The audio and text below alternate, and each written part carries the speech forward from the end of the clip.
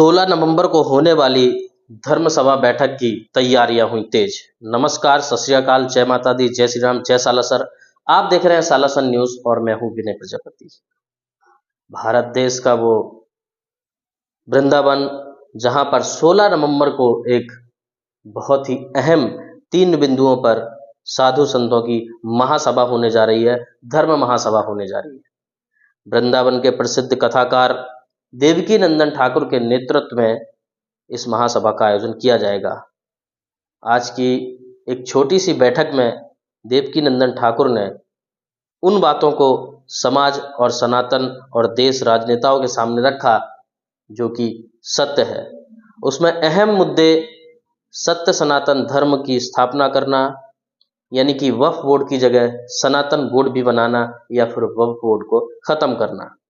दूसरा अहम मुद्दा है श्री कृष्ण जन्मभूमि को मुक्त करवाना, और तीसरा और सबसे बड़ा मुद्दा है कि जो प्रसाद मंदिरों में बंटते हैं उनमें मिलावट। इस तरीके के 3 जो अहम मुद्दे देश के अंदर होने जा रहे हैं 16 नवंबर को, उसकी महासभा का आयोजन जोरों शोरों से चल रहा है। आज की बैठक में किस तरीके से और क्या बातें हुई, आइए जानते हैं। रस्सी बांधता सड़क पर खींचा रहे और हम लगे हैं यहाँ माला से भजन कर रहे हैं, ये सोच के लगे कि अभी वो बेटी मेरी नहीं थी, वो बेटी किसी की भी हो, अगर वो हिंदू थी तो वो हम सब की बेटी है। महात्मा भी भाग नहीं सकते इस बात से।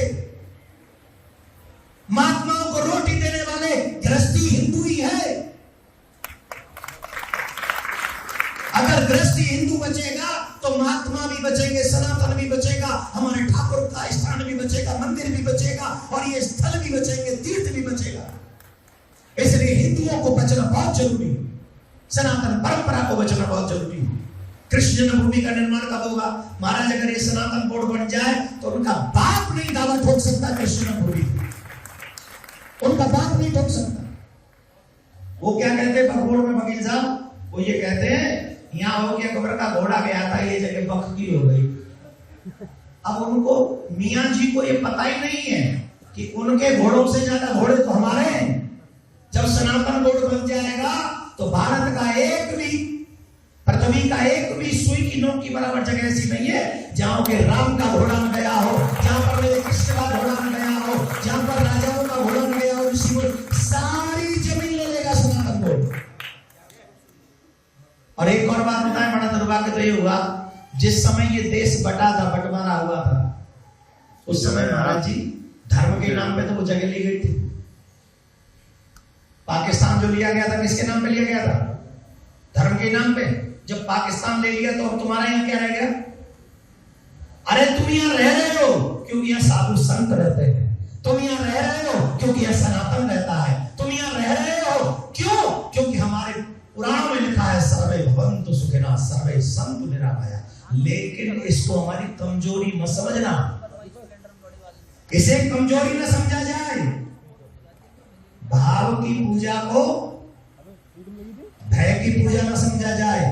और अब सनातनियों, एक बात आप सबके लिए है, आखिरी बात, और वो आखिरी बात यह है कि अगर इकट्ठे नहीं हुए, एक कहानी सुना दो 1 मिनट की, क्योंकि ये सब्जेक्ट बताने के लिए है। भीरू मत बनना, पीछे मत हटना। मैं आपके चरणों की शपथ खा के कहता हूं, जब तक अपने इस निर्णय को या तो वक्फ बोर्ड मिटाना होगा या फिर सनातन बोर्ड बनाना होगा, और इसके लिए जो कुर्बानी देनी पड़े महाराज जी। और जब पीछे आऊं, अगर मैं मुड़ जाऊं पीछे, मैं आपको अधिकार देता हूं कि तलवार से मेरा सर अलग कर देना, यह अधिकार आपको है। और ये आवाज मेरी नहीं है, मेरी आत्मा की है। मुझे शरीर से कुछ नहीं चाहिए, मुझे बहुत दिया मेरी सरकार ने, नाम धन यश वैभव प्रतिष्ठा, ऐसा कुछ नहीं है जिसे मेरे ठाकुर जी ने मुझे न दिया हो। लेकिन अब समाज को लौटाने की बारी है, अब देश को लौटाने की बारी है, समाज पर न्यूछावर होने की बारी है महाराज जी।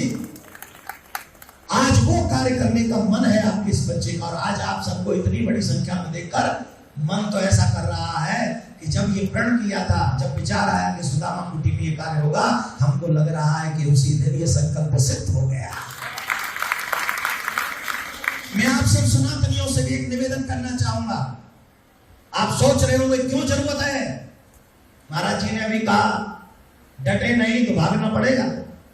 मुझे अमेरिका में एक अफगानिस्तानी मिले, उनके पास में यही लोग पहुंचे और उन लोगों ने कहा था तुम्हारे पास एक रात है, तुम्हारे पास एक रात है, तुम्हारे पास दो ऑप्शन है, या तो कंट्री छोड़ दो या देश छोड़ दो।